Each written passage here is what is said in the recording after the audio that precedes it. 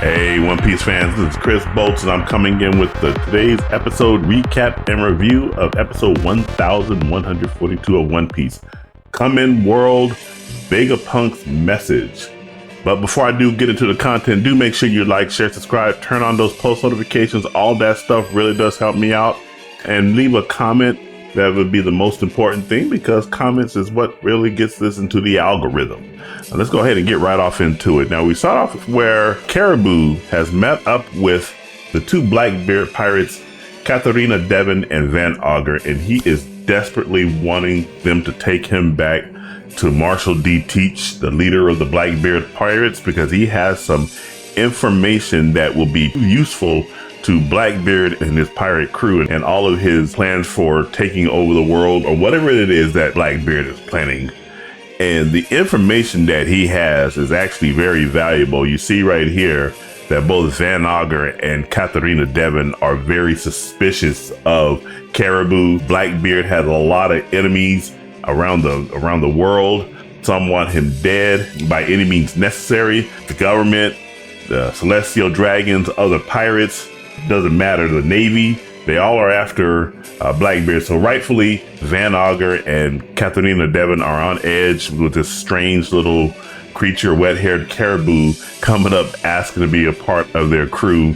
And they just want to put him out of his misery right there. As you can see, he's pleading for his life. Van Augur got that long, giant gun pointed at him. He's one of the most accurate shooters in all of One Piece. So it'll be kind of interesting when he has to go up against Usopp, who will win that one there. Caribou says, nah, that'll be a big mistake if you murder me right now, because I have some really valuable information. And that information that he has is the information about the ancient weapons. And now we do know that there are two ancient weapons that have been revealed in One Piece. The very first one is going to be Princess Shirahoshi. She is known as Poseidon, because we know that her voice gives her the power to be able to control those giant underwater sea creatures. One echo from her, she pretty much destroyed the world. The other weapon being Pluton, which is underwater in now open country of Wano. Those are the two weapons that have been discovered, and he's telling them, hey, take me to Teach, and he'll get that information. He will spill all of his guts right here. As you can see right here, it says, if you let me beat Teach-sama, I'm sure it will make him happy. So yeah, that is some very valuable information that he has that I think Teach will be very much interested in. So they leave it out that. And then we switch over here to the Navy. And the Navy has their hands full fighting the pacifistas. We do know that Bonnie has given the ultimate command to the pacifistas, because Vegapunk had put in a fail-safe command that if Bonnie is ever to be targeted, that they will automatically turn around and not target her. He wanted to tell her that earlier, but it didn't happen. But now the pacifistas is fighting the Navy, getting their pound of flesh from the Navy. And we get a whole introduction to a lot of the vice admirals that are now getting ready to move into action to fight the pacifistas. You see right there, we see Bluegrass, and then we're going to see some other ones. The Giants have already been on landfall on the other side. We got Urban, Vice Admiral Hound, and we're going to get another one with Vice Admiral Guillotine. Vice Admiral Dahl will also be off in there, but she's not going to be introduced in this particular section right here. The big command now is they need to get to Bonnie, because once again, Bonnie controls those pacifistas now. So now the command from the Navy is kill Bonnie. And so we got a dog that is now hunting after Frankie and Bonnie.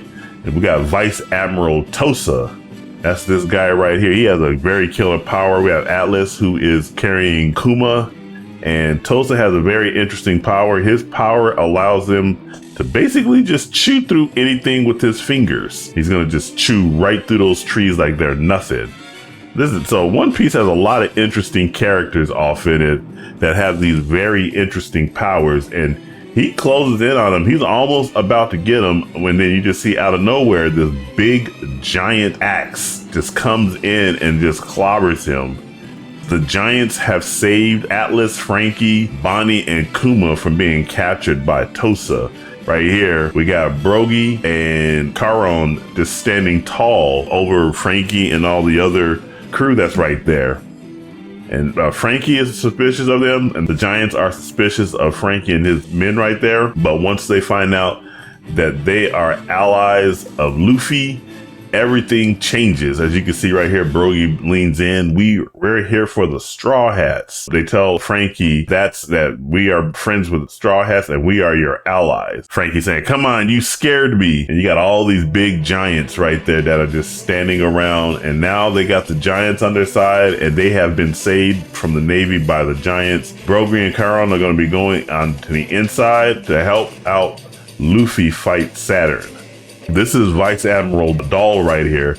She actually uses the that moonwalk, that airwalk that Sanji has, and when she was doing it, I said, oh, she's a female version of Sanji. She's got her cigarette in her mouth.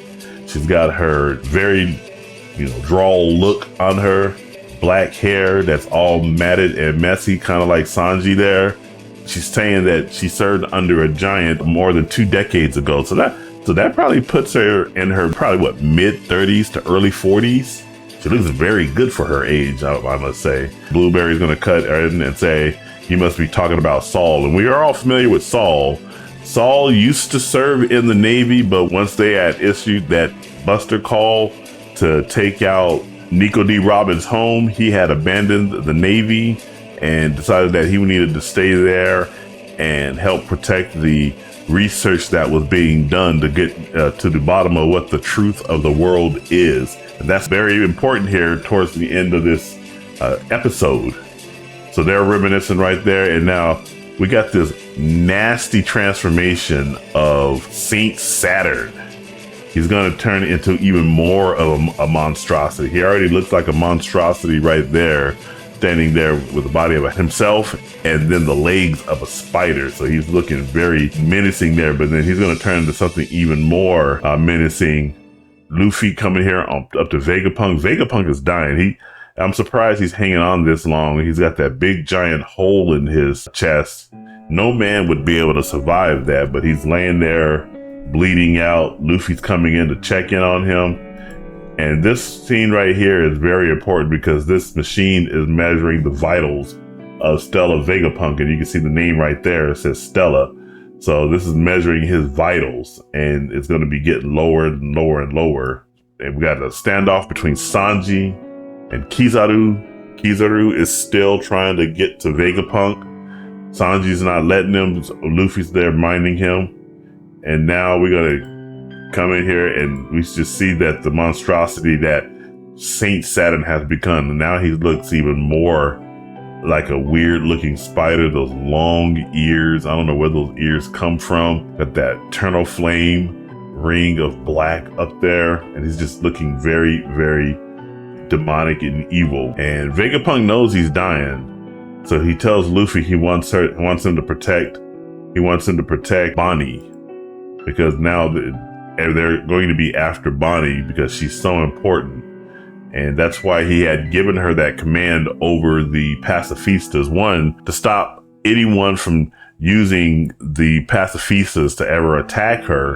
And 2, to protect her when it is necessary. Her life is very much in danger. Even after all this, Saturn still is going after dying Vegapunk, still going after Luffy, but Luffy is telling him, nah, you guys are going to stay here and fight me as Sanji goes ahead and tries to escape with Vegapunk. We think that he's getting in the way, but no, Kizaru is going to be right on his tail. He's going to go ahead and attack. Just see him coming. He's so fast. Sanji wasn't ready for that kick. He got kicked in the face. And then this right here, this is the ultimate death knell to Vegapunk. And you just see that right there, that big giant laser sword, that light sword right into the gut of Vegapunk. And after that, we do know that now he really is dead. Luffy is like, nope, get him and just get to the back of the island as he gets ready to take on both Kizaru and Saint Saturn. As you can see right here, he's holding them off so that Sanji can escape. The really cool thing about this is that Luffy is grabbing Kizaru. He grabbed Kizaru without using any type of armament. So that's how powerful Luffy has become, that he is able to go ahead and grab Logia type devil fruit eaters without having to actually use haki. That's how powerful he has become. And here's another good irony right here. Notice the black ring that is around Saturn, and then you also have the white ring that is around Luffy. So I'm pretty sure there's some significance to those rings. It might have a tie to the fact that these are probably some type of special type of god type devil fruits. That means that there's some type of extra power that they're exerting. So that's some interesting lore right there. We'd like to go ahead and dig into that a little bit further.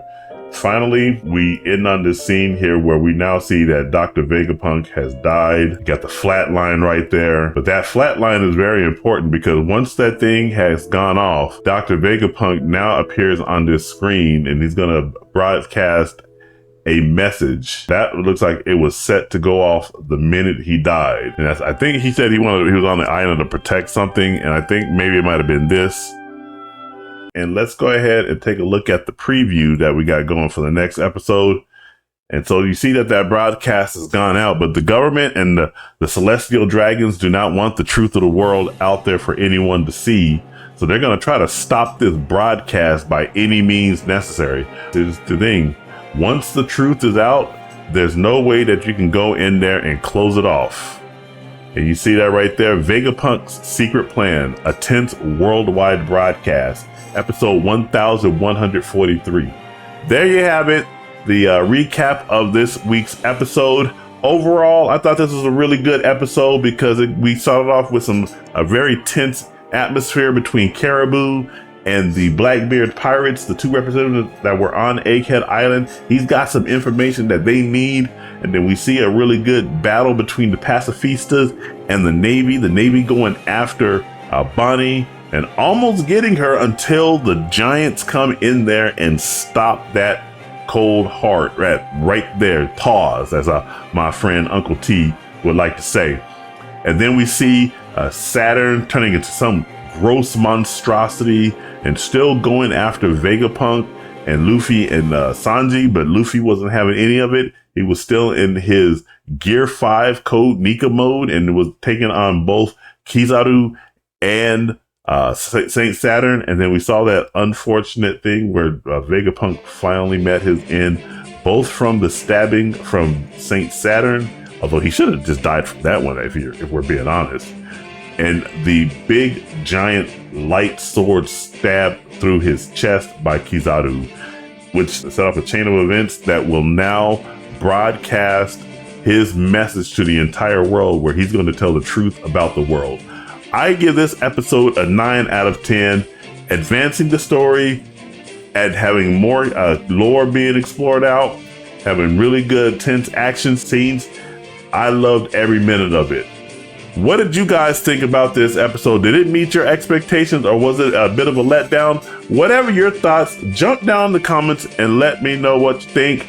And do make sure you like, share, subscribe, turn on those post notifications. All that stuff really does help me out. And remember, this is Chris Bolt signing off, and I will catch you guys in the next video. You take it easy.